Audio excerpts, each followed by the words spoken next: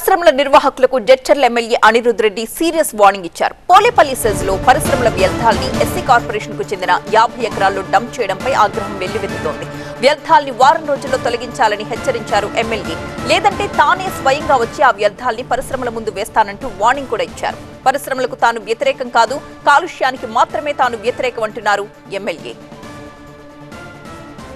రోజుల లోపల పొల్లపల్లి ఎస్సీజెడ్ ఉన్న ఫ్యాక్టరీలో ఈ డంప్ అంతా తీసేసి ఇది క్లియర్ చేసేయాలి.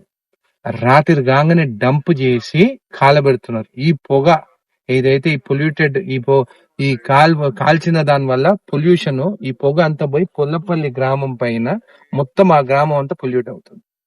ఖచ్చితంగా యాక్షన్ తీసుకోవాల్సిందే. వారం రోజే టైం ఇస్తున్నాను. లేకుంటే వారం రోజుల్లో ఈ ఫ్యాక్టరీ వాళ్ళ డంప్ ఇక్కడ నుంచి తీయకుంటే నేను వచ్చి అసెంబ్లీ అయిపోయిన తర్వాత నేను వచ్చి ఈ డంప్ అంతా తీసుకుపోయి వాళ్ళ గేట్ ముందు వేసి వస్తాను. ఇది హెచ్చరిక అనుకుంటారో, ఇది నేను బెదిరిస్తున్నా అనుకుంటున్నానో ఏమని అనుకోని, కానీ మీ చెత్త మాత్రం బయటికి మాత్రం రావద్దు. ఇది వార్నింగ్ అనుకొని ఏమని అనుకోండి.